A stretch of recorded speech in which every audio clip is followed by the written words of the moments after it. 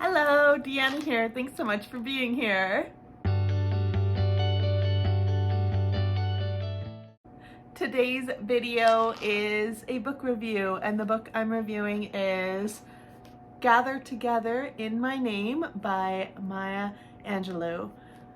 I just finished reading this book last night and I had to come on and do a video because it was such a good read. This book is the second installation of Maya's autobiographies. She has 7 of them, and this is the second one following I Know Why the Caged Bird Sings. In this book, we find Maya as a young teenage mother to a beautiful new baby boy. And with being a new mom, she realizes she has some new responsibilities and she needs to take care of her son and try to give him a better life. So she really goes through a journey of trying to find different jobs. She jumps from job to job, much like she bounces from man to man. She's trying to search for something of meaning in her life. She's trying to search for some stability, but unfortunately, with her young, naive attitudes, she sometimes falls a little short in exactly finding true love and a true sense of stability and grounding herself. She tries out many different types of jobs, from dancing to cooking to even trying to enlist in the army.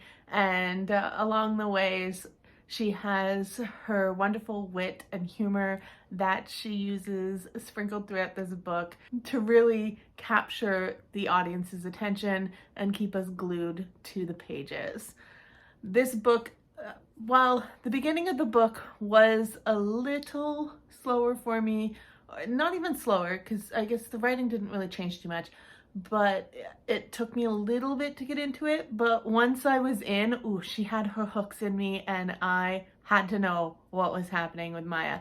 Like, this book is her autobiography. It is true stories, but she writes it in such a funny and attention-grabbing way that you sometimes forget that it's a true story and you almost get lost in the wonderful tales that she tells.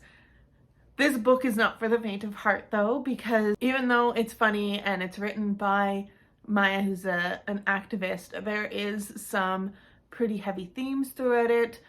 There are touches of drugs and sex and money, so just reader beware that you may encounter some of that, but really it's just a great way to learn about some of the things out there in the world and some of the things that some people go through to survive. And honestly, throughout it all, you could really tell that Maya was just looking for some love, and like I said, stability was her biggest drawing point, that she kept trying to find somewhere, a way for her to fit in, a way for her to live, a way for her to survive, and not only survive, but thrive. And she was smart and quick-witted, and she had these great ideas, but sometimes some of them would just fall flat. She was used and just misused sometimes. We had people that would take advantage of her, especially in her willing nature, her kind heart, and her thriving to try to prove herself.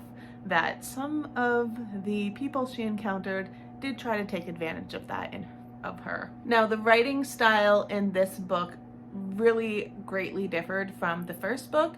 The first installment of her autobiographies, enjoyable read. I'll post a card because I do have some thoughts on that, and I did leave a review, and I also will leave some links below of my blog posts where I also not only reviewed this book, but I did review I Know Why the Caged Bird Sings.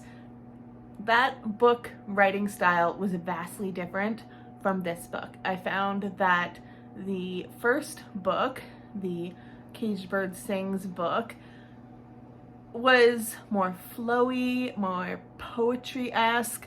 It reminded me almost of like the writing styles of, say, To Kill a Mockingbird or something like that, especially since it was set in the 1930s. So you just had a lot of that dialogue, a lot of that writing style back then really was woven throughout that tale. Whereas this book, I found this book a bit more modern in ways, and I found it a much quicker read, and it was very punchy in the way that it had some real good dialogue. There was a lot of dialogue back and forth, and it had a lot of action sequences going on, and so it wasn't as flowy. It was also a bit a smaller book too, so it just made it that much quicker of a read.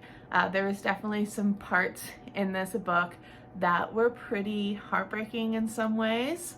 I personally could relate to some of the things that she was going through, dealing with coming from poverty, trying to find ways to make money, trying to survive, trying to thrive. I definitely could relate to some of that, and just really enjoyed this book. I think you can very much tell how young and innocent she is in this book too, because she only is about maybe 16 to 19, I believe, throughout the course of this book. She's very young, she's a new mom, she's trying to find out how to raise her child. Sometimes her poor little baby kind of gets pushed to the side a bit as she's trying to find her place in the world. And I think Maya definitely grappled with that a lot, and is probably really evident in the pages of just how lost she felt sometimes, and how she just needed to find somewhere to be, and needed to find out who she was more too, and what she valued, and who she wanted to be. And I think with the ending of this book too, she really comes face first with that. She has to face some of these horrible choices and where it has led some of the people that she cares about, and whether that's where she wants to go as well. So I just think it was a beautiful reflection on Maya's part to leave us this beautiful book to read. I really do recommend it. I think it was a really good read. I started reading this on February 7th, and I stopped yesterday, which, as I'm recording this, that would have been February 16th when I finished it. So I read it in just over a week, but with work and home life and all of that sprinkled throughout, honestly, the actual reading time of this would have maybe been a couple hours, or maybe a day. So it was a really quick read in comparison to the first book, which was a bit more heavier.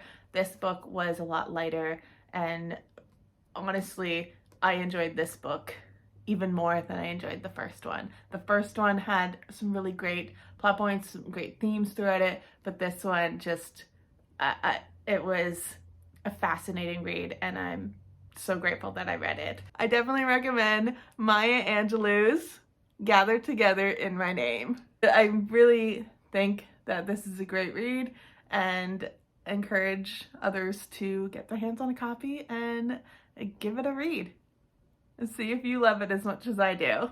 I give this book 5 out of 5. 5 out of 5 stars. It is fantastic. Get your hands on a copy of this book. Thanks so much for watching this video. I hope you enjoyed. If you did, give it a like. I appreciate it. Again, I'm going to post the link to my blog below, where I did review this on my blog as well, and I'd love to see you check that out. Thank you again for being here. I hope that you're having a wonderful day, night, evening, whatever time it is, wherever you are. Thank you again. Take care, and you will see me next time. Bye!